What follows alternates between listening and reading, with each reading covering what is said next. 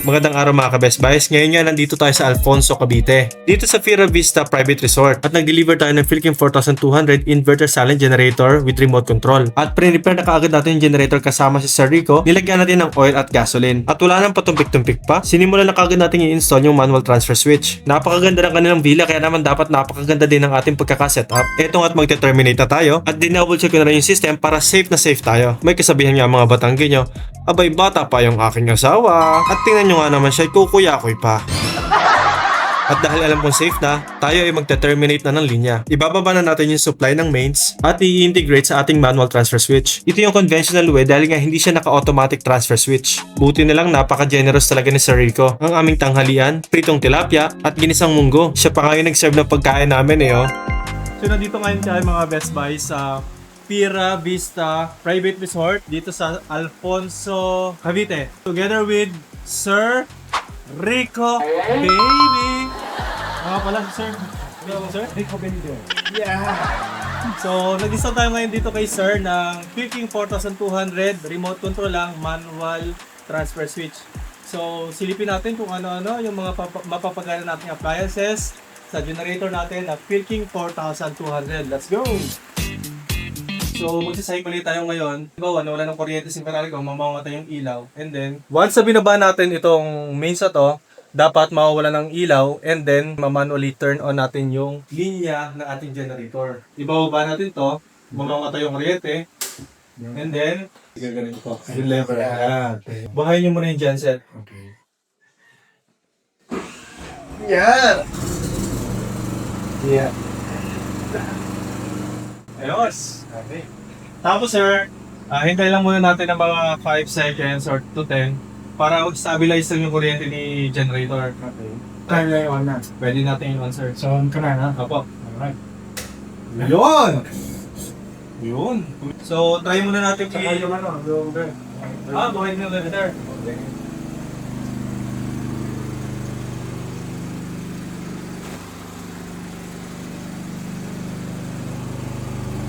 So, right now, meron tayong 4.7 ampere. Around 1 kilowatt.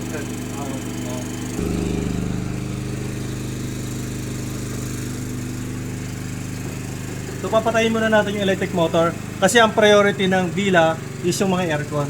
Ayan. At naka-switch off na yung ating electric motor at i-power up naman natin ngayon yung mga air conditioning units. Ito yung unang aircon. Yung 1 horsepower na aircon inverter. Ikalawang aircon. 22. Yan, 22. And the third. At ito naman yung pangatlong aircon para sa pinaka-paborito kong kwarto. Okay. 28 siya. Babaan mo sir, mga 25 man lang. At ito pa nga yung video cassette at buhayin pa nga natin yung TV. At buhayin na rin yung isang TV sa labas, electric fan. At buhayin na rin natin lahat ng ilaw sa labas. At ngayon nga isilipin naman natin yung standing current ng ating generator. Ngayon nga may 8 amperes na reading and going up. Pangalawang reading natin, 12.20 and still going up. So yan, 13.45. Meron na tayong tatlong 1 horsepower na aircon, isang ref, dalawang TV, isang videoke, mga electric fan. Siyempre, binuhay din natin yung mga ilaw. Ayun o, buhay o.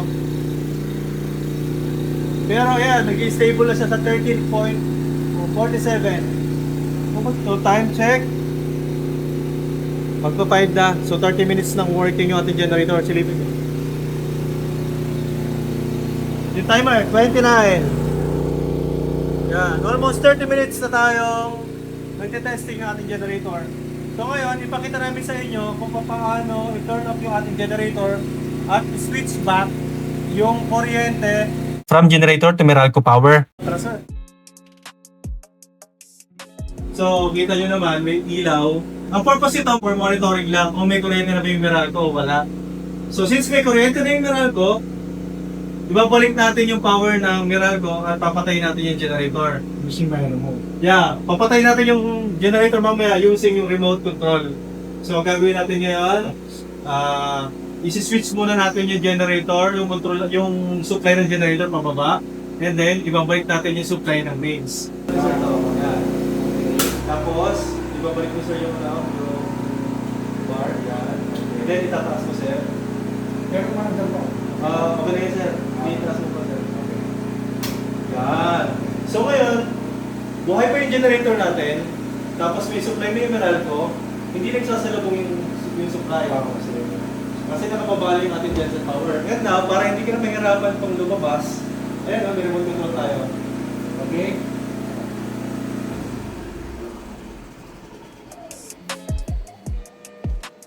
Ayos, batay. Ayun. So, pinatay na sir. Kasi nga, May power na siya. may power na. Pinaka-pilot light na yan kung may power na galing sa Meralco para hindi sa sumisilip sa ating bayo. May kuryente na ba o wala? Oo nga. Tinest nga natin at in-install na rin yung ating Philkin 4200 inverter silent generator remote control. Bakit ito yung napili ninyo? Tahimik siya. Kaya niya naman yung yung lahat ng loads na request ko, kaya nitong generator. So sir, ano nga ba yung mga appliances na pinagana natin sa inyong villa? Aircon, 3. Then meron kaming ref, inverter, meron din kaming TV, 2, then meron kami electric fan na industrial and 1 inside, outside. So ilaw lahat nakabukas. Tapos meron tayong pump, okay naman lahat. What makes you decide nga pala na Philkin brand yung kunin ninyo compared with other competitors dyan sa market? First kasi yung stock ninyo, madaling kausap. Pangalawa, nakita ko talaga maganda yung performance ito sa mga previous mga vlogs. Kaya ito yung kinuha ko pang 200. How about yung noise naman ng ating generator? Yun doon, habang gumagana siya, nag-uusap tayo nila. So, ibig sabihin, talagang tahimik. Sir, may re-recommend nyo ba yung ating Philkin generator Oo sa ating naman. mga kaibigan? Oo naman. 200%. Ayan.